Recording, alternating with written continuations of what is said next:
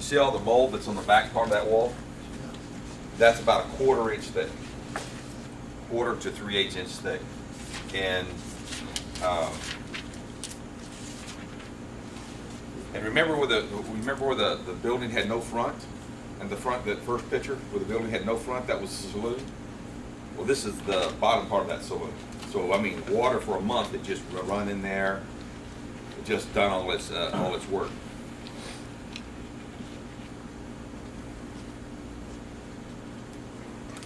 Now, this was on, this is our decontamination unit.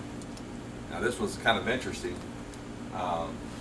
in that we just took a trailer, just a FEMA trailer, actually what it was, and we retrofitted it. So all we did here, underneath here was you see the neg air machine underneath there? The negative air machine? We had the purification going on inside the room, and all we were doing is recirculating that air the whole time. So it was under HEPA filtration, and this is where we took care of, inside there is where we took care of all the pictures and leather belts and all the little real fragile items that were in the museum.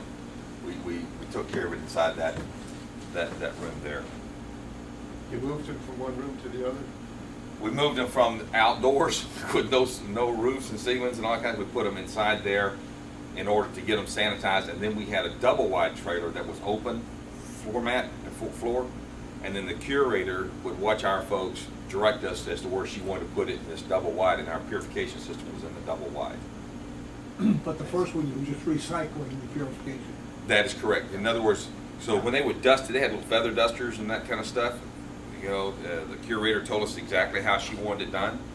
So they were in there doing the dust, and so that dust would get in the air, but there's so much air movement inside there, it just whoosh, you go right on into that filter. So we wasn't touching it. Like on these paintings and stuff here, we were not able to remove any of the paintings. We couldn't remove them from the picture frames themselves. So a lot of people, that's where this technology, it gets into the cracks and crevices, and when you look at, I've got all the recent pictures, not on this slide, but I've got them. You'll see that there's nothing there.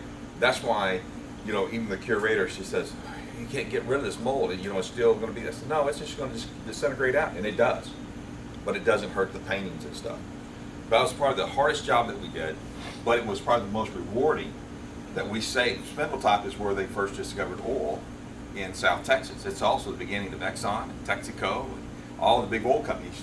Many of them were established right there during the oil boom with Spindletop. These are oil paintings? I don't know if they're oil or no. My question is they this: probably were an oil painting because it wasn't charcoal and it wasn't a drawing a pencil painting. So no, it's paint. It's some kind of a paint. What I'm leading to, was there glass on these? Or Yes, that's glass. It was glass. So on Yeah, oil that's what paintings, this they is. usually This don't is put glass here, and this is behind the glass. That's what I want. Yeah, Okay. that's a canvas behind the glass. So that's actually a cloth canvas. And they put it behind glass. That's what Yeah. Now this right here, as you can see inside here, most of the roof was gone, a lot of devastation in here. This was all messed up. We had to save as much of the wallpaper that we could, and Chris has been there. He actually saw this stuff. And It's completely night and day. It looked as if it was staged. Yeah. It was immaculate now. and all the original stuff is still there. Yeah. Even the photography equipment that was there, the accordion photography equipment that they had, that was, this old school stuff. It was just amazing to think that that you were able to save that. Yeah, and some of it we couldn't even touch. It's so fragile; they would just break apart. So we just had to allow the equipment, and some of it took 30 and 60 days. Just allow the equipment to slowly eat that mold up. But you got to remember, it sat there for almost a month and a half before they would even let us touch it. You said, well, that's terrible. But a lot of people wasn't even in their homes. It was totally devastating. We toured the museum. This is, in a break here, I'll load up some pictures of the museum so you'll actually see more of it. This is Corpus Christi. This is the Naval Air Station. This is was a great learning curve. The counts of aspergillus and penicillium and stachybotrys was over 1 million in this place, and not a little bit. Yeah. Everywhere, everywhere. Remember, we were sucking air from the sewage. Yeah. Okay, but this is how they covered up the mold. You know, adds some decorative paintings to that. You see the plastic. You know, all the mold, the sweating, and the mold was just being covered up for years like that. Wow. Okay. This is behind the freezers. Pretty nasty. Is that artwork? The artwork. That's exactly right. That's a new modern artwork. Okay. This is how they had the final wallpaper. You know how it grows mold back down in Florida. This is how they put it back on the wall. You see the staples? You know? And behind it was like this.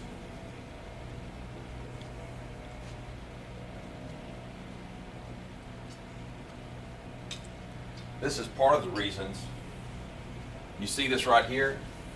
They forgot to put insulation on the pipes.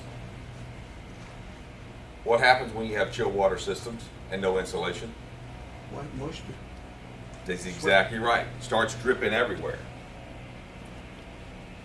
Let's see if we can turn these lights off here, because this is not showing as well. Because it's going to make a difference in a minute. No, they got to switch it over. I'll hold you up, can you reach it? It's probably all why it's gonna be a lot. I'll find out. Okay. Probably over here, Christopher. And here's what I'm going to tell you what I want you to get out of this. Okay, we're looking at some pictures, but we're going to in just a few minutes we're going to draw some conclusions here, because in every house or every major facility you have these same problems. Okay, so we're going to talk about the problems that we can solve with our units, and then we're going to talk about fixes that you're going to have to fix, or it's going to come back. Okay, and it's going to be pretty obvious. But, you know, none of this is rocket science. The only difference that you've got to get out of your mind is that if this sheetrock or wood, you know, is sound, you don't have to remove it. If it's mushy, you know, take it out. But you may only have to take out this much of it. And the rest of it's sound. And we're going to talk about things like rock wool. If you have a rock wool insulation, you got to take it out, because rock wool, when it gets wet, works like an encapsulant. We can't get air to it. If they have like a paper installation, styrofoam installation, not fiberglass, styrofoam, you're going to have to take it out, because why? You can't get air to it, right? The mold will grow in, the roots will get all into it, but you can't get the air behind it. So you're going to have to take that out. Fiberglass insulation's easy. Why? It's porous, right? Man, you can put a vacuum or pressure on that, it'll just suck right on up. And that fiberglass will work like a filter, and it'll catch it. You can see it. You can see it on your testing. It'll actually go up. So when you first see if you get a test and it goes up in a few days, and it will, just remember it's filtering it. It's catching it, and then you'll just start watching it go down. So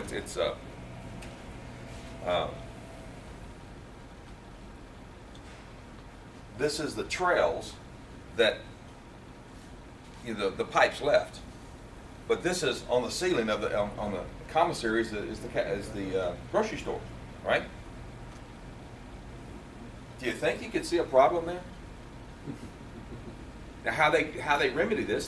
They replaced it every 3 weeks. They were replacing it every 3 weeks because it was less expensive to replace it than it was to go fix the insulation. Well, what happened? The QC, quality control guys, did not catch it, and they just signed off on it, and so the government was left holding the tabs. Now, this is the manager's office. This is what her wall looked like. Okay, would you think you'd have to remove that wall? Well, if it was surface mold and the wall wasn't compromised, you could do that. Okay, behind it was 1,500,000 counts of stachybotrys and aspergillus. As long as you can get into the cavity, you can kill it. That's right. That right there. So here's what we did. To prove what we could do, you know, we stripped this out. This was coming off. We left the top untreated. We didn't wipe anything off on the top. We treated behind the walls. You can see this is the old days. We don't do this anymore. But you see the old days, we were piping it, putting it into the studs and stuff. And then here, we treated that. We wiped it down. And you know, it started cleaning it up. These are just pictures as it was cleaning the whole thing up. We left everything intact in the room, the whole 9 yards. I mean, how long did it take you to clean that room? This one took us like 30 days. Okay. This is one of the first ones that we actually did this way. And, but it was so bad on the inside. The outside wall didn't take us that long at all. It was the inside wall that took us a little while to figure it out. And on this room here, on this room, we actually used some ozone. We actually used some ozone in this room. And that was when the government went, eek, you know, started squealing. So, and after that's when we had to turn it around differently. You see how we just put everything in there?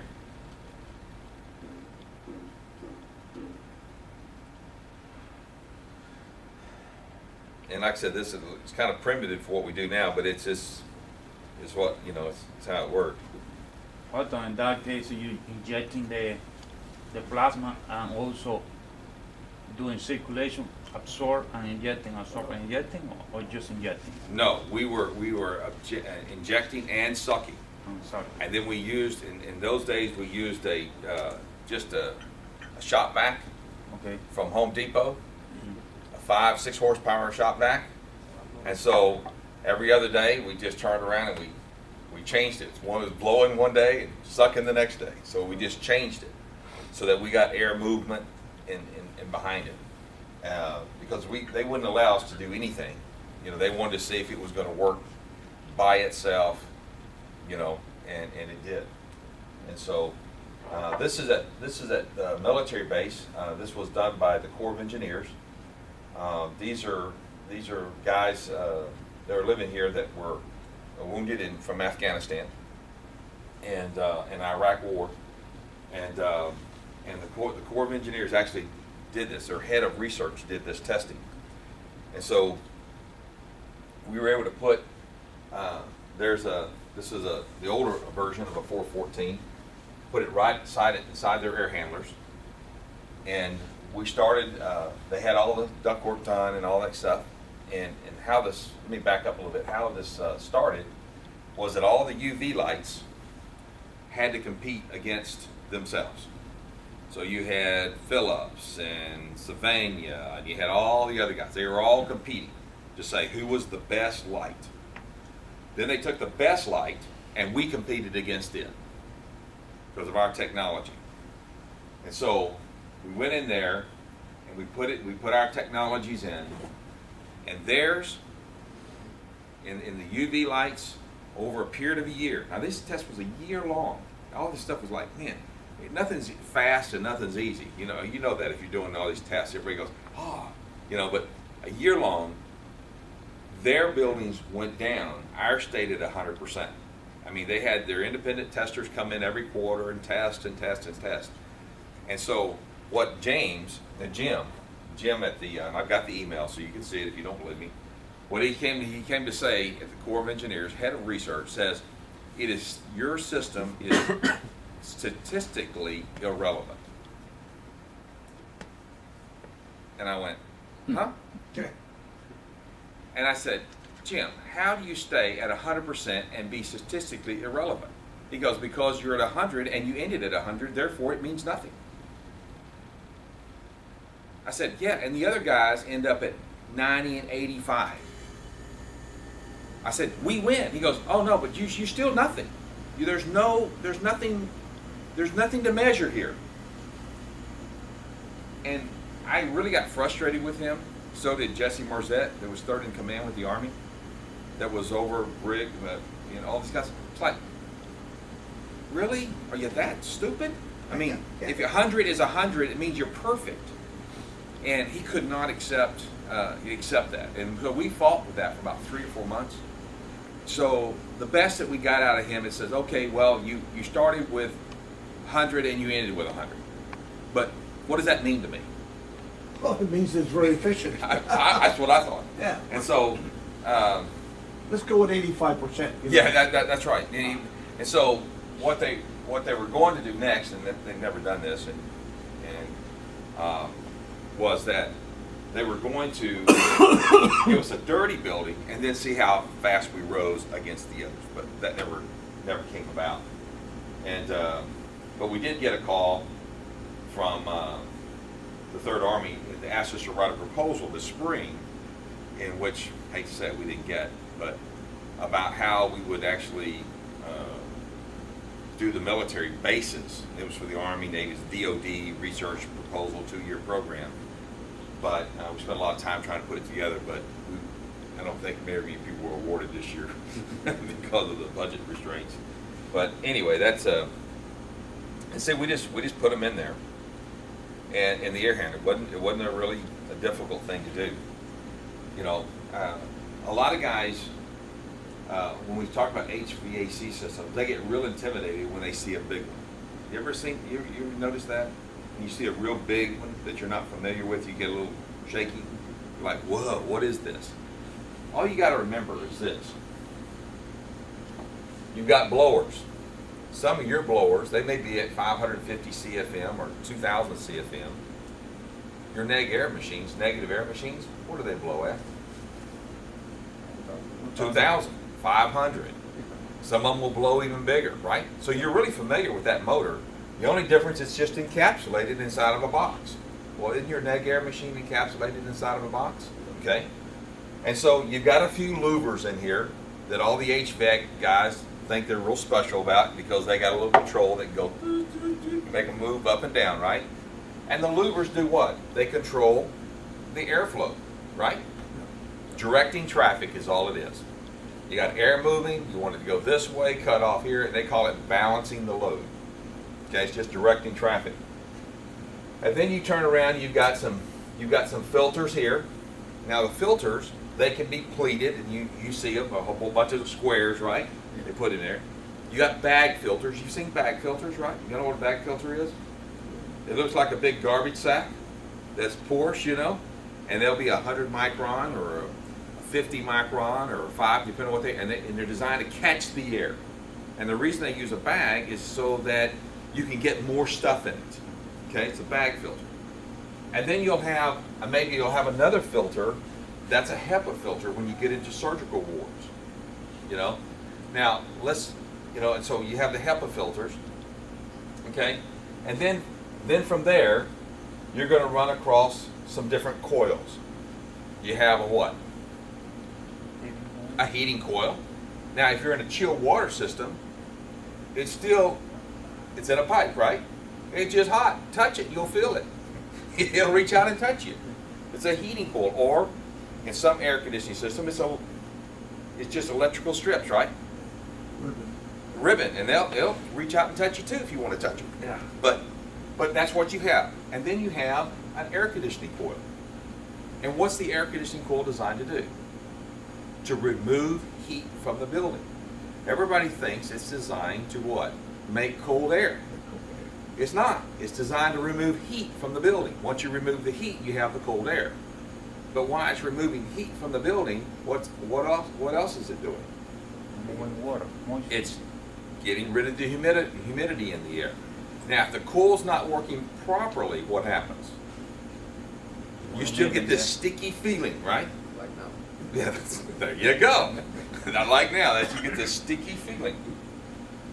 Because what it means is that the water coming through the chilled water system or through the unit itself doesn't have enough Freon in it. So therefore, the expansion's not enough. And it does what? It leaves it so cold. Kind of like eating lukewarm food. You do it at picnics and this is so good, but I'd rather have something that's hot. You know? And so once you pass that, then you've got another system. It's another big blower, right? And it's designed to blow the air down the duct, down into smaller ducts, in order to what? Put it in the different areas of the house. Because we know that if you have an air conditioner in one room, just think about a window unit, and your bedroom happened to be in the other part of the house, your sister froze and you what? Sweating. You sweated, you burned up, that's right. You know? So we decided to go with central air, which means that we put air throughout the building. So the louvers are designed just to control where that air is going. Now that's a great system for us to understand how our purification works. That's why I call this the veins of the house, and your HVAC system is the heart. Now why is it, and this is, you'll appreciate this, why is it that the air conditioning system seems to always be the culprit of mold and mildew and bacteria and the vents full of mold, mildew, bacteria, and the registers get sweaty, full of mold, mildew, and bacteria? Why is it? Dark. Systems are not balanced. Well, maybe that's one reason. It's dark, it's humidity. It's dark, the air conditioning system's not working properly, you've got moisture in the air, too much moisture, it finds a place for it to grow inside that insulation, right? There's nothing but fiberglass insulation in there. And you go, well, it's not going to grow on fiberglass. You hear them talk about that. Mold doesn't grow on fiberglass, but it grows on the dirt that's in that 100% on the fiberglass dirt. because they don't put the right filtration systems in. Okay? So I like to reckon it with your body. And so what happens inside your body? You're given hopefully a good heart, good veins, right? That's your air conditioning system, your blood supply, your life of your body. Well, you start eating really bad foods and you don't work out, you don't clean it, what do you get? Cholesterol, right? And you get something called hardening of the arteries. Am I right?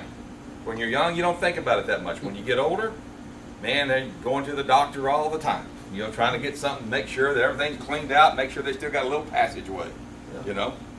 So, and then all of a sudden, and then if you're, you know, and it gets clogged up, now your heart can't work correctly, right?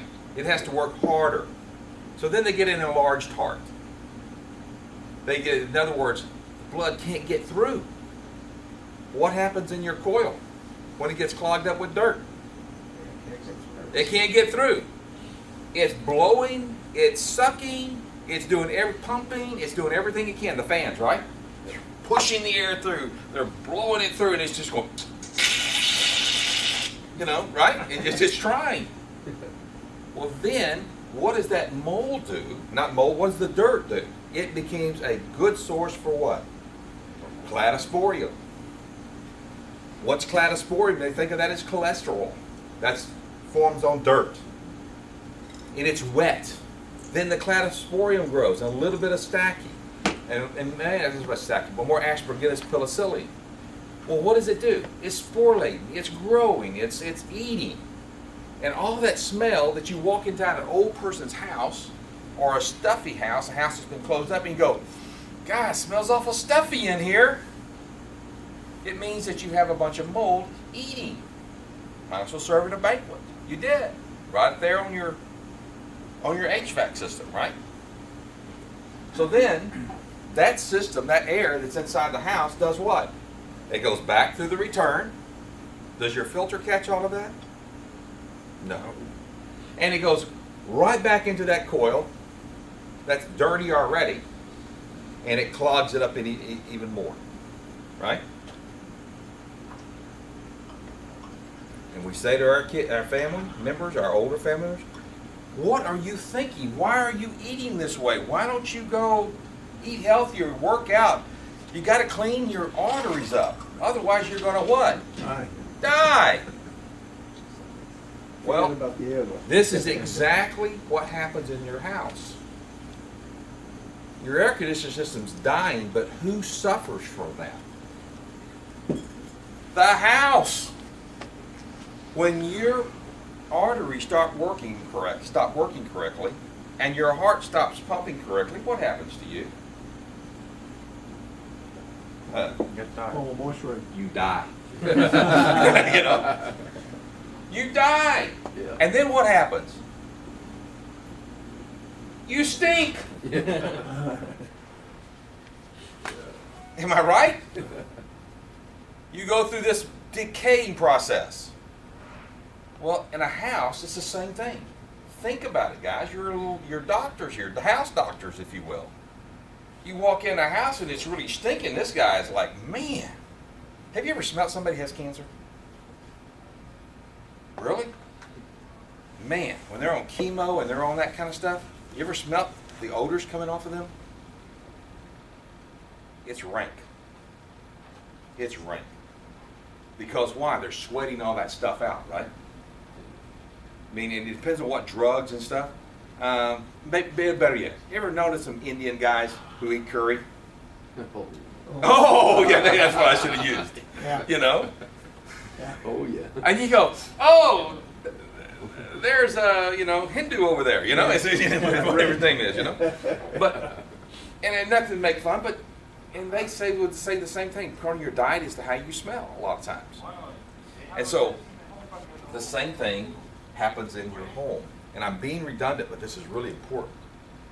If the air conditioning system's all clogged up and it's got mold in it, if you don't clean that air conditioning coil and you don't get rid of the mold inside the duct, as soon as you open it back up, it's coming back out. Okay, that's really where we want to go with it. But don't get intimidated because it's an air conditioning system that sits this big. It's as big as this, half this room here. It's all the same thing. It's just bigger. Okay, Lamar University. The systems, all these roofs are gone. 9 stories, library. We didn't remove books, didn't remove the carpets, nothing. And we had to go in there and stop the mold. It was already rank. I mean, it was dead. The air conditioning systems had, and I'll show you some pictures, had mold growing on it that thick. The ducts inside. Big time. We set our systems in there, and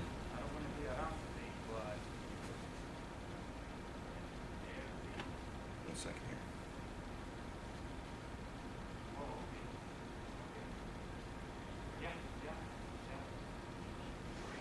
here. We set our systems